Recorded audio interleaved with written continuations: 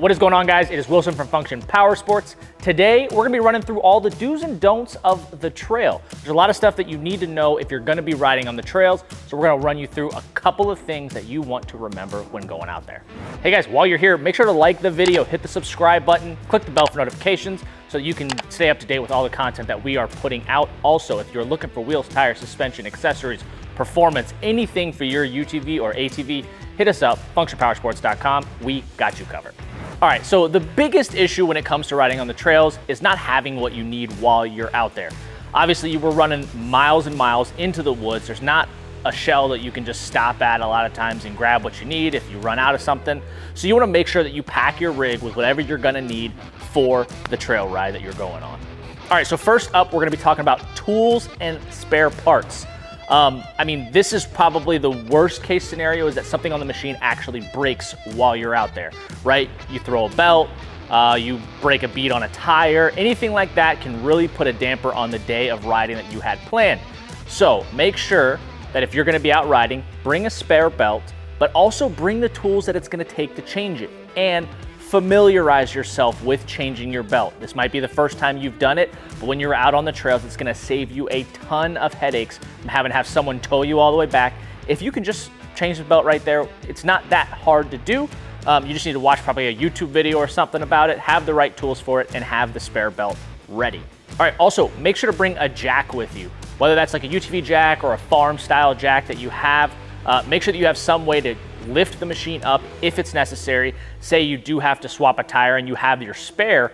Awesome that you have the spare, you're gonna be able to keep riding, but you're gonna need you might want a jack to make that a lot easier while you're out there. If you've got like an electric cordless impact, awesome there, 1/2 inch probably, whatever socket size you need for your lugs. If you've got keyed lugs, make sure you have the security key with you. Also, when it comes to that tire setup that you're running out on the trails, make sure to bring like a plug or a patch kit so that if you do run over something, it pops a hole in a tire, anything like that, you might be able to just patch it or plug it and get you somewhere that you need to get so that you can do a replacement if you don't have a spare with you. All right, so next up, this one's gonna probably play a little bit more on you and your personal self, right?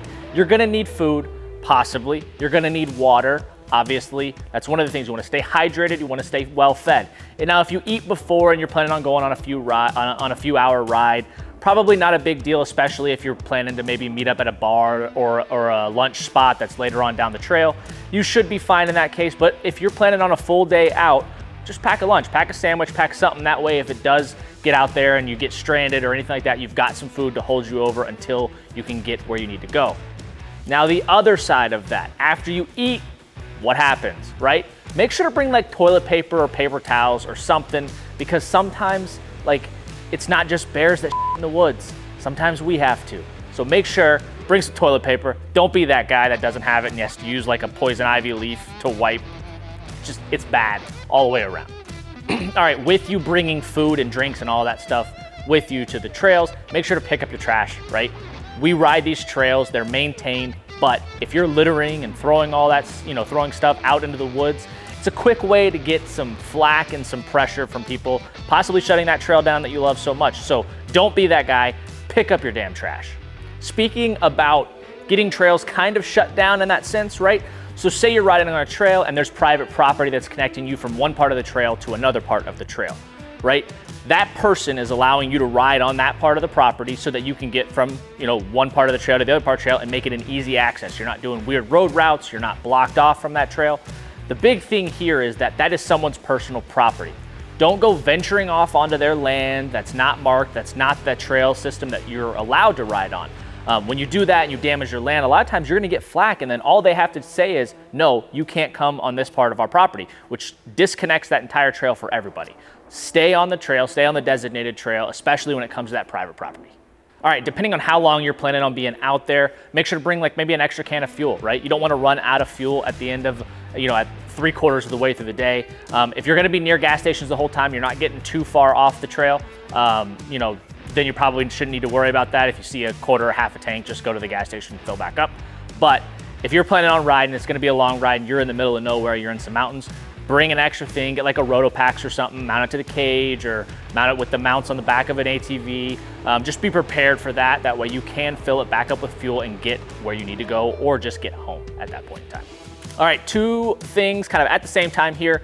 It's about where you're going, right? So one of the best ways to do it is to just GPS your map, something like a Polaris Ride Command or anything like that. GPS your route, so you know kind of where you're going. You may not have it in the in your machine, but if you have a tablet or something like that, you can kind of stay up to date on where you are in the trail. So you want to do that, but at the same time, let someone know you're going, especially if you're riding alone, right? Let them kind of know this is where I'm planning to be.